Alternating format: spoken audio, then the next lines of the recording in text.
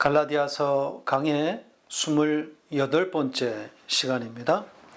갈라디아서 4장 12절로 20절 말씀입니다. 같이 읽겠습니다. 형제들아, 내가 너희와 같이 되었은즉 너희도 나와 같이 되기를 구하노라. 너희가 내게 해롭게 하지 아니하였느니라. 내가 처음에 육체의 약함으로 말미암아 너희에게 복음을 전한 것을 너희가 아는 바라.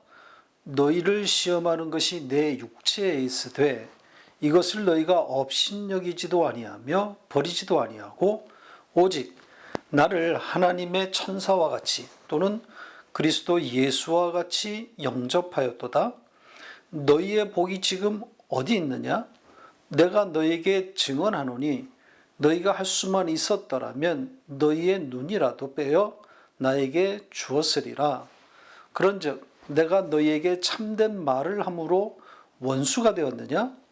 그들이 너희에게 대하여 열심내는 것은 좋은 뜻이 아니요 오직 너희를 이간시켜 너희로 그들에게 대하여 열심을 내게 하려 함이라. 좋은 일에 대하여 열심으로 사모함을 받음은 내가 너희를 대하였을 때뿐 아니라 언제든지 좋으니라. 나의 자녀들아, 너희 속에 그리스도의 형상을 이루기까지 다시 너희를 위하여 해산하는 수고를 하노니 내가 이제라도 너희와 함께 있어 내 언성을 높이려 함은 너희에 대하여 의혹이 있음이라. 아멘. 오늘 말씀은 바울의 개인적인 감정이 많이 묻어있는 그런 내용들입니다. 노사도의 탄식 내지는 쓰라린 마음을 보게 되는 아픈 내용들입니다. 12절 문장이 좀 어렵습니다. 어렵다고 하는 것은 단어나 문장 구조가 어렵다는 것이 아니라 문맥을 찾아내기가 어렵다는 겁니다. 왜냐하면 조금은 내용이 뜨악하기 때문입니다. 이 지킴과 같은 그런 천박한 그런 율법 아래서의 종노릇 이야기를 하다가 나와 같이 되라 이렇게 말하는 거란 말이죠. 12절 이 문장을 좀 원문의 뜻을 먼저 살펴본 후에 이 이야기를 이어가 보겠습니다. 12절의 첫 단어는 형제들아가 아닙니다. 첫 단어는 무엇이 되라 라는 그런 동사로 시작됩니다. 그리고 명령문입니다. 따라서 무엇이 되라 이런 문장 구조인 거죠. 그리고 그 뒤에 있는 말과 연결하면 나처럼 되어라 이렇게 되는 겁니다. 그래서 좀 뜨악하다는 겁니다. 그리고 그 뒤에 첨가한 내용은 내가 너희들인 것처럼 이렇게 되어 있습니다. 그래서 쭉 연결해 보면 내가 너희들인 것처럼 혹은 내가 너희처럼 된 것 같이 너희도 나처럼 되어라 이런 거란 말이죠. 이게 좀 어렵다는 거죠. 바울이 무엇을 말하려고 한 것인지 찾아내기가 쉽지 않아 보입니다. 나머지 내용을 12절 나머지 내용을 보고 이어가겠습니다. 그리고 이어서 나온 단어가 형제들아입니다. 그러니까 명령조로 나처럼 되라 이렇게 먼저 말해놓고 그 다음에 형제들아 내가 너희들에게 마음으로 바라는 것이다 이런 순서입니다. 그러니까 우리 성경은 바울이 강조하려 했던 첫 단어를 잘 살리지 못한 거죠. 그리고 명령문으로 번역하지 않고 얌전한 평서문이 되어버렸습니다. 너희가 나처럼 되기를 원한다 이렇게 해놨단 말이죠. 원문의 분위기를 놓친 번역입니다. 자, 그 다음 내용도 문맥을 찾기는 마찬가지로 어렵습니다. 너희가 내게 해롭게 하지 아니하였느니라 이렇게 되어 있죠. 내가 너희처럼 된 것 같이 너희도 나처럼 되거라 이렇게 말해놓고서 너희가 내게 해를 가한 적이 없다 이렇게 말한단 말이죠. 쉽지 않은 내용입니다. 자, 이 내용, 너희가 내게 해를 가하지 아니했다라는 이것은 그 뒷문장들을 읽어보면 윤곽이 잡힙니다. 그러니까 이어진 내용들을 읽어보면 무슨 뜻인지 알 수 있는 거죠. 자, 이렇게 12절이 좀 난해하게 열거되어 있습니다. 그래서 몇 주석을 좀 찾아봤는데 매끈하게 그렇게 마음에 드는 해석이 있지 않았습니다. 그리고 거의 문맥과는 상관없는 해석들이 많았습니다. 바울이 갈라디아 교인들과 같이 되었다. 이것을 유대인임에도 이방인처럼, 그러니까 이방인의 자리에 있었다. 이런 뜻으로 해석한 것이 많았고, 또 이 갈라디아 교인들에게 나처럼 되어라 라고 하는 것은 진짜 유대인, 그러니까 자유인이 되라고 하는 것이다. 뭐 이런 해석들입니다. 저는 가능한 한 문맥 속에서 문맥을 살리려고 그렇게 연결하려고 애써봤습니다. 나처럼 되거라와 또 너희들이 내게 해를 가한 적이 없었다. 이것이 연결된 것이 아닐까, 이런 가정하에서 문장을 살펴봤습니다. 그러니까 바울에게 해를 가한 적이 없는 갈라디아 교인들처럼 바울 자신도 그들에게 해를 가한 적이 없다. 이런 의미로 보이는 거죠. 내가 너희들처럼 되었다. 이것은 나도 너희들에게 해를 가한 적이 없다. 이런 겁니다. 그렇다면 너희는 나처럼 되어라 라고 하는 이 문장은 어떤 의미가 되겠습니까? 내가 가진 마음, 내가 너희들을 향해 갖고 있는 그 마음 혹은 그 태도, 그걸 가져달라고 하는 그런 주문 아닐까요? 바울은 지금까지 이 갈라디아 교회를 향해서 아주 지독한 쓴 말들을 쏟아냈습니다. 단어 선택이 무척 세다고 그랬죠. 바로 앞에서도 천박하다, 거지 같다 이렇게 말하지 않았습니까? 이렇게 거친 표현들을 쏟아냈다고 해서 갈라디아 교회에 해를 가했다고 이렇게 생각하지는 말라는 거죠. 공격을 위한 공격이 아니라 교회를 바로 세우기 위한 그런 노사도의 안타까운 심정으로 이해해달라, 이런 주문이 아닐까 생각합니다. 자, 이제 13절로 넘어갑니다. 여기서는 갈라디아 교회의 시작과 관련된 이야기가 들어 있습니다. 여기 처음에라고 번역된 그 단어에 정관사가 붙어 있기 때문에 그 처음이 되는 거죠. 그러니까 바울과 갈라디아 교인들이 함께 추억하고 있는, 함께 기억하고 있는 그 처음인 겁니다. 그들의 첫 만남을 의미하는 거겠죠. 그때 바울이 어떤 형편, 어떤 처지에 있었는지를 짐작할 수 있는 그런 내용이 나옵니다.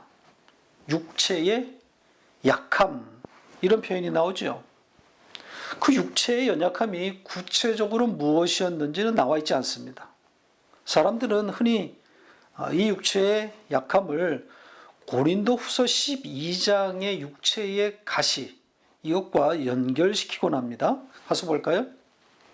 고린도후서 12장 7절로 10절입니다. 같이 읽겠습니다.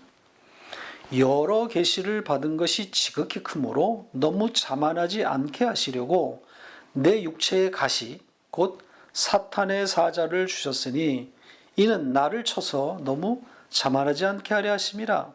이것이 내게서 떠나가게 하기 위해서 내가 3번 주께 간구하였더니 나에게 이르시기를 내 은혜가 내게 족하도다. 이는 내 능력이 약한 데서 온전하여짐이라 하시니라. 그러므로 도리어 크게 기뻐함으로 나의 여러 약한 것들에 대하여 자랑하리니 이는 그리스도의 능력이 내게 머물게 하려 함이라. 그러므로 내가 그리스도를 위하여 약한 것들과 능욕과 궁핍과 박해와 곤고를 기뻐하노니 이는 내가 약한 그때의 강함이라. 유명한 말씀이죠. 자, 여기서도 이 약함 같은 단어를 썼습니다. 오늘 본문에서 말하고 있는 그 육체의 약함, 그것과 같은 거죠. 그러나 여기서도 육체의 그 약함이 어떤 것인지, 구체적으로 어떤 병이 있었는지에 대해서는 답을 주지 않고 있습니다.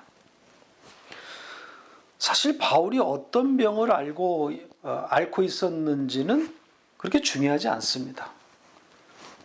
그가 그 육체의 약함을 어떻게 해석하고 있는지, 그걸 어떻게 승화시키고 있는지, 그게 어떤 유익인지, 이게 더 중요한 내용인 거죠. 이 육체의 연약함, 육체의 질병의 문제는 사실 인간인 이상 정말 고통스럽고 큰 문제입니다. 바울이 여기서 밝힌 것처럼 이 병이 떠나가기를 3번 간구했다고 하는데, 이 육체의 고통, 이 통증이 그만큼 견디기 어려운 거란 말이죠. 통증이 찾아올 때면 사실 그만 살고 싶은 생각이 들지 않겠습니까? 그럼에도 바울은 이 육체의 연약함을 통해서 더 깊고 더 넓은 은혜의 세계를 경험하게 됩니다. 약한 것에서 자기의 능력이 온전해짐을 보는 거죠. 그래서 오히려 더 크게 기뻐한다고 합니다. 이 약함을 자랑할 것이라 말합니다. 왜냐하면 약한 그때의 자기가 더 강해지더라는 거죠. 저도 많이 아팠던 사람이라 아주 조금은 이 말씀을 이해할 수 있을 것 같습니다.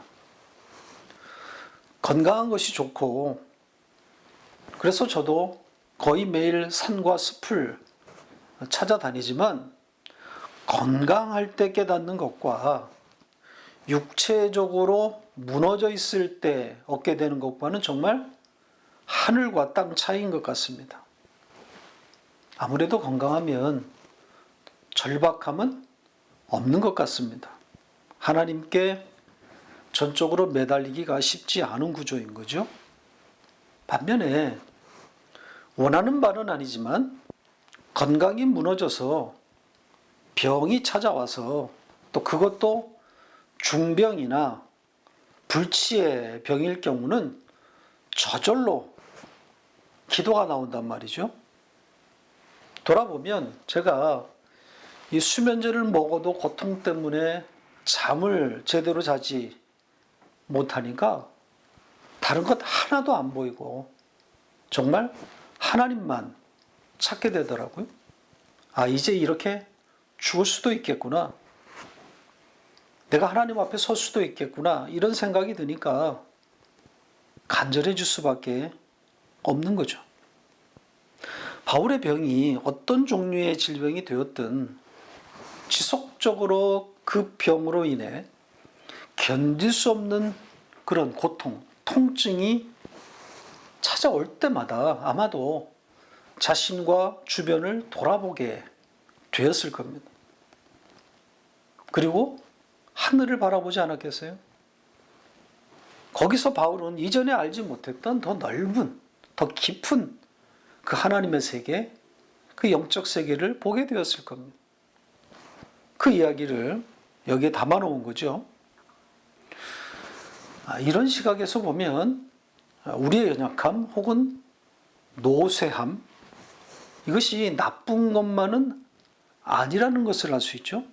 어차피 우리는 늙어가게 되어 있고, 따라서 아픈 데는 점점 늘어나고 죽음을 생각하게 되는 그런 그 노쇠함이 찾아올 텐데, 바울의 이 고백, 약할 그때가 강함이다.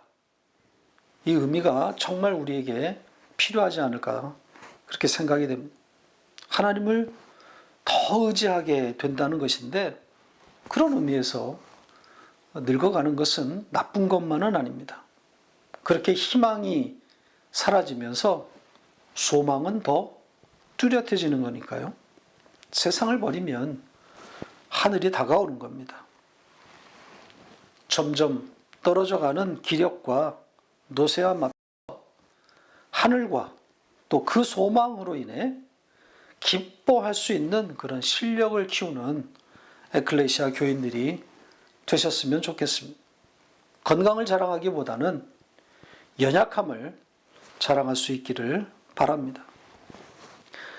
바울이 13절에서 말하고 있는 이 육체의 약함, 이것이 이런 의미였기 때문에 바울은 이 육체의 연약함 속에서 갈라디아에 복음을 전할 수 있게 되었던 거죠. 바울은 분명히 그 육체의 약함으로 말미암아 그것을 통해서 복음을 전했다고 말하고 있습니다. 그 연약함이 복음을 전하는 동기가 되었다, 계기가 되었다, 이렇게 밝히고 있는 겁니다. 다음 절로 넘어갑니다. 계속되는 육체의 약함 이야기인데 바울의 이 약함과 갈라디아 교회가 어떻게 연결되어 있는지를 볼 수 있는 내용입니다. 여기서도 아주 독특한 표현이 등장했습니다. 우리 성경이 너희를 시험하는 것이 내 육체에 있다, 이렇게 번역한 부분입니다. 원문을 훼손한 번역은 아니지만 그렇다고 썩 좋은 번역도 아닙니다. 해석을 가미한 번역이기 때문입니다. 번역은 해석을 배제하는 것이 옳습니다. 이 문장을 원문에 따라서 직역한 문장을 한번 보시죠.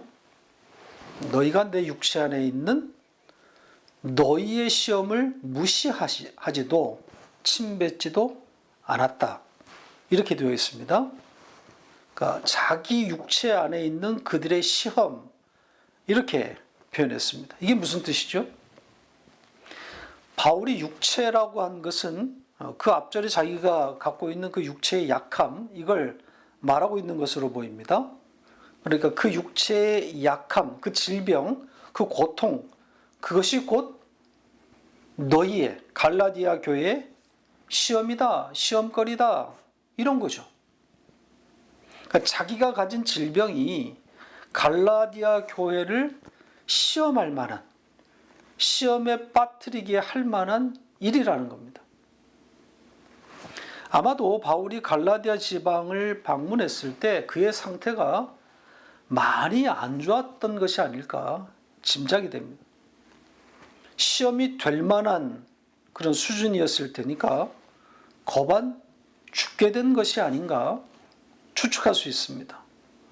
복음을 전하러 온 사도가 자신의 몸 하나를 건사하지 못할 정도가 되어버렸으니까 그럴 만하지 않았겠어요? 그런데 놀랍게도 사람의 생각과 다른 일들이 일어난 겁니다. 갈라디아 사람들이 바울의 이런 상태를 무시하지도 침뱉지도 않았다는 거죠. 바울에게 들으러 왔다가 그냥 돌아갈 수 있었을 것이고, 혹은 환자가 전하는 기쁜 소식? 말도 안 된다고 경멸할 수도 있지 않았겠습니까? 그런데 이들은 그 아픈 바울에게 어떻게 대했다 그럽니까? 하나님의 천사같이, 또는 예수 그리스도처럼 그렇게 영접했다고 합니다. 여기서도 하나님이 아니라 신입니다. 그러니까 신된 사자, 신 같은 사자, 이런 의미입니다. 이게 바로 하나님의 전도인 거죠. 하나님이 전도하신 겁니다. 다 거반 죽어가는 환자의 입에서 나오는 그 말을 통해서 성령께서 전도하신 거죠. 이렇게 전도는 말하는 자의 상태나 능력이 아니라 말씀 그 자체의 능력으로 이루어지는 겁니다. 고린도전서 2장 4절 5절입니다. 같이 읽겠습니다. 내 말과 내 전도함이 설득력 있는 지혜의 말로 하지 아니하고 다만 성령의 나타나심과 능력으로 하여 너희 믿음이 사람의 지혜에 있지 아니하고 다만 하나님의 능력에 있게 하려 하였노라. 전도는 인간의 연설 능력이나 질서 정연한 논리로 하는 것이 아닙니다. 하나님의 능력으로 되어지는 것이고 이것은 곧 하나님의 때와 연결된 문제입니다. 때가 되어야 꽉 찬 그 하나님의 시간이 와야 전도가 되는 겁니다. 갈라디아 교회가 바로 그 하나님의 때에 이르렀던 것이고 그 때에 맞춰서 하나님은 바울을 그곳으로 보내신 겁니다. 그 때가 되니까 환자인 바울임에도 신처럼 심지어 예수 그리스도처럼 받아들일 수 있게 된 거죠. 자, 그 다음 내용 15절을 보겠습니다. 15절이 어떻게 시작하고 있습니까? 너희의 복이 지금 어디 있느냐 이렇게 되어 있습니다. 역시 감을 잡기가 쉽지 않아 보입니다. 자, 이 문장이 긍정적인 의미로 사용한 것인지 아니면 부정적 의미로 쓴 것인지 좀 봐야 될 것 같습니다. 그래야 좀 감을 잡을 수 있지 않겠습니까? 이 문장에 이어진 내용들을 보면 이렇게 되어 있습니다. 갈라디아 교인들이 바울을 위해서 자기들의 눈을 뽑아줄 만큼 그렇게 사랑을 주었다 이렇게 되어 있습니다.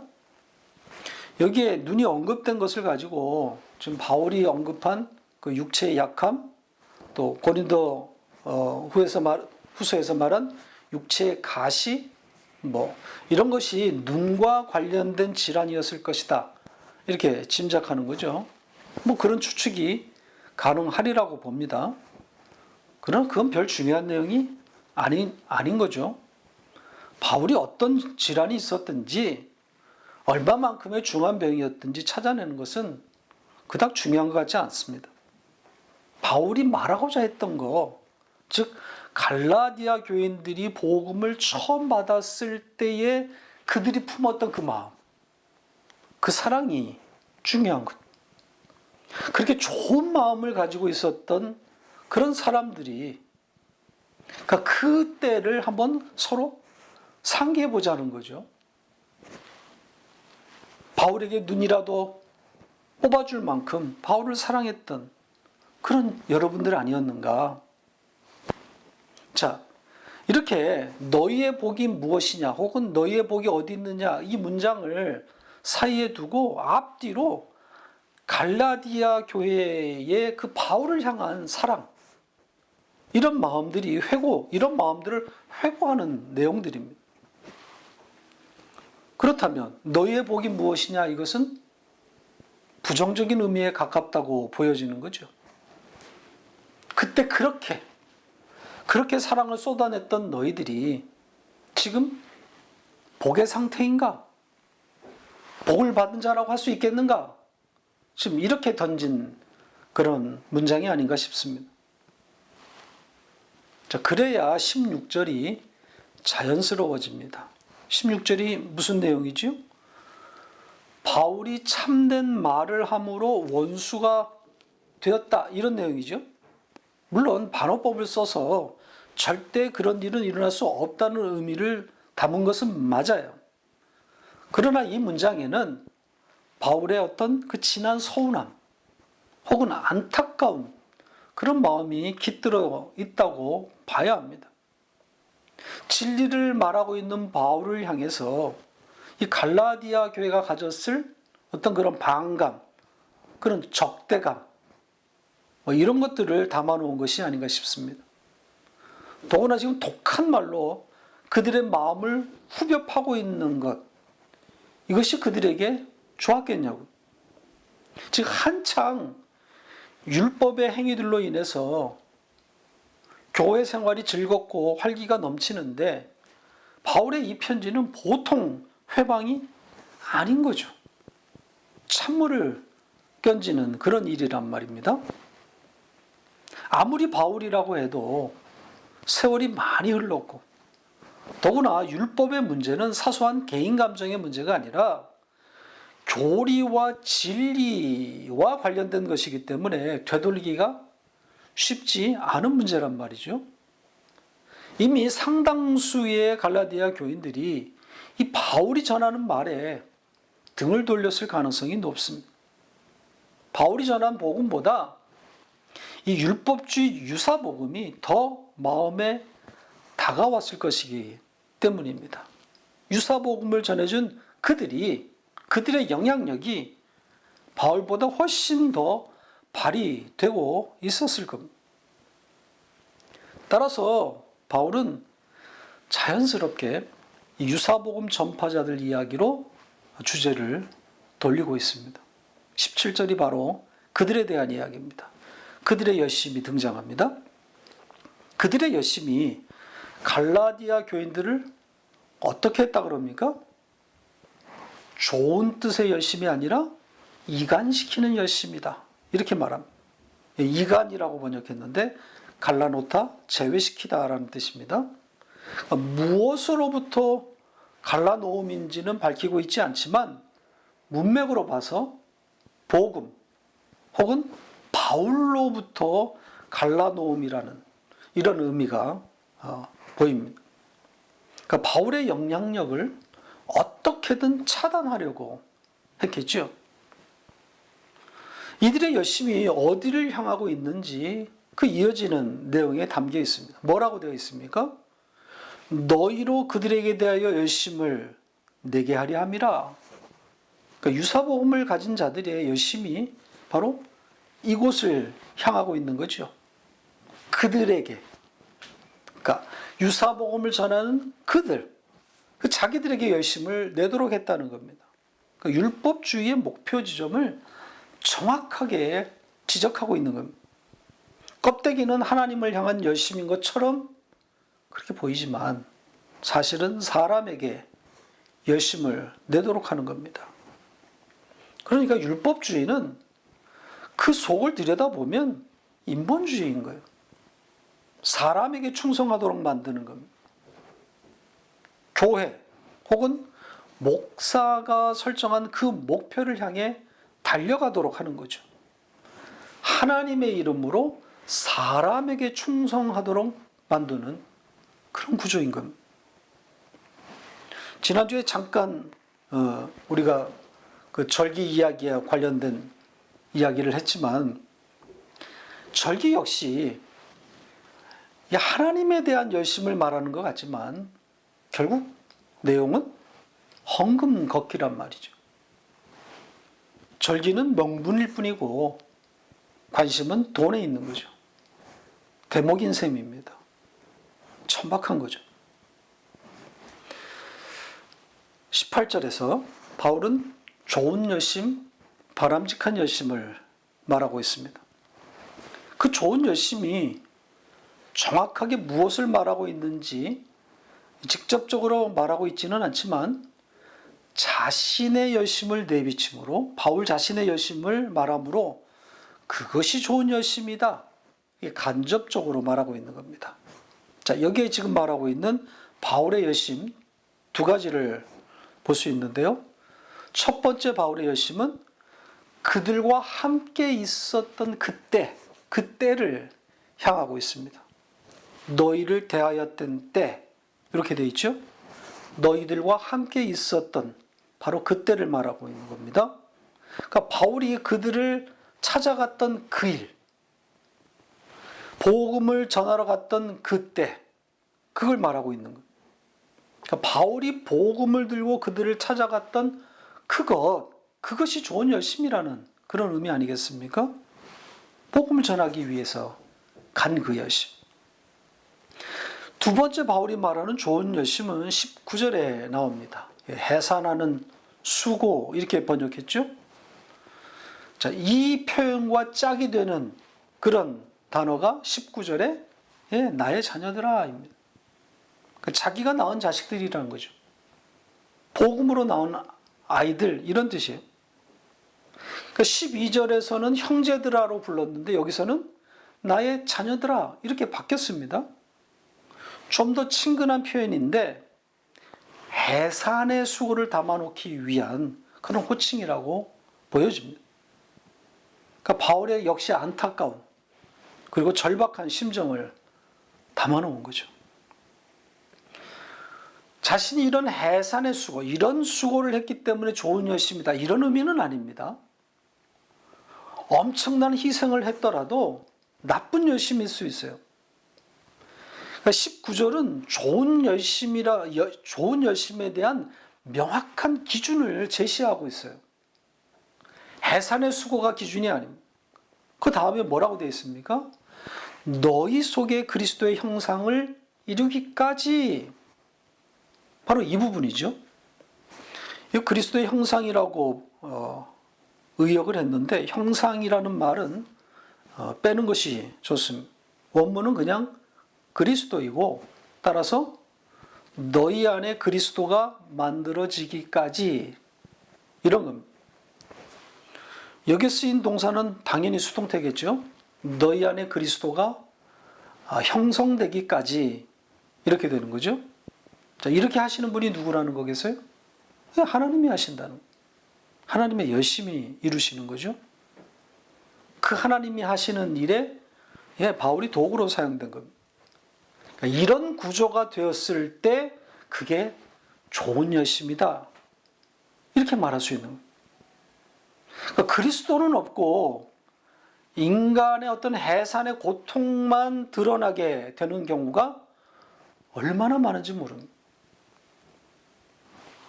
사람들이 여기에 속는 거예요.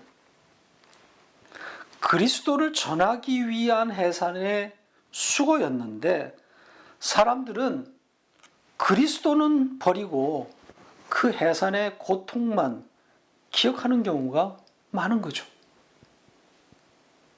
그리스도는 사라지고 결국 사람만 남게 되는 겁니다. 목사와 교인들과의 그 관계가 이런 방식으로 설정되는 경우가 적지 않습니다.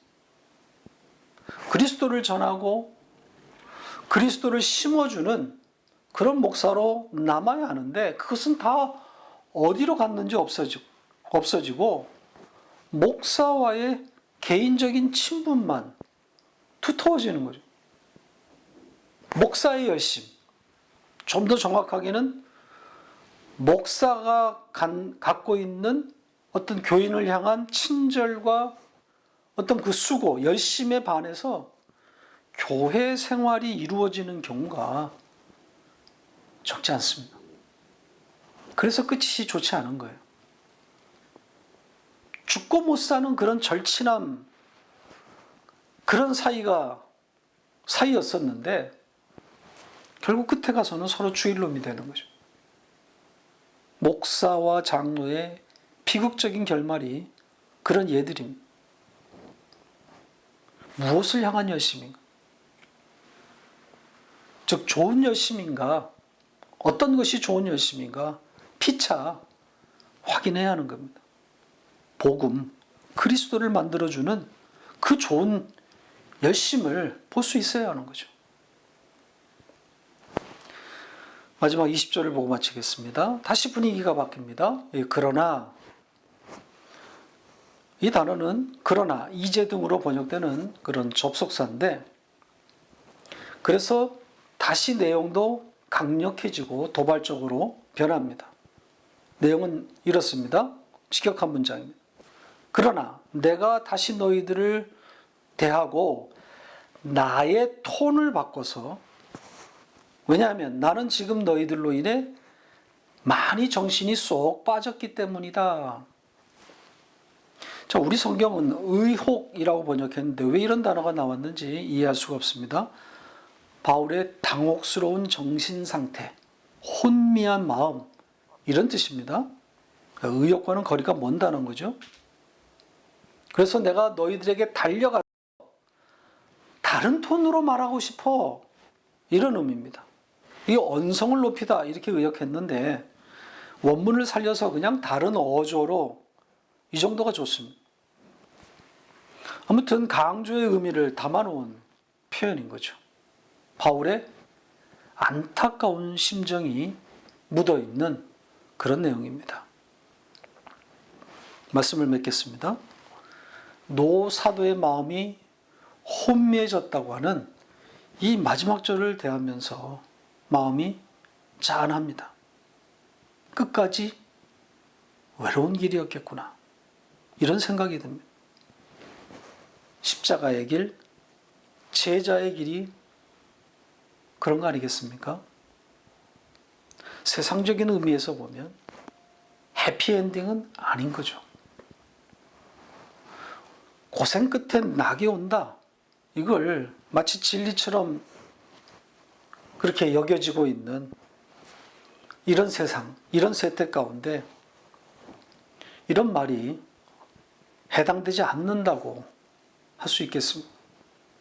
어찌 보면 죽을 때까지 악전 고투였던 거죠. 아마도 그의 죽음은, 그의 장례식은 북적이는 장례식이 아니라 초촐하고 쓸쓸한 마지막이었을지도 모릅니다. 왜냐하면 환영받을 수 없는 대세를 거스리는 반율법을 외쳤기 때문입니다. 율법 천지의 세상에서 율법 폐기를 외쳐댔으니 누가 환영했겠습니까?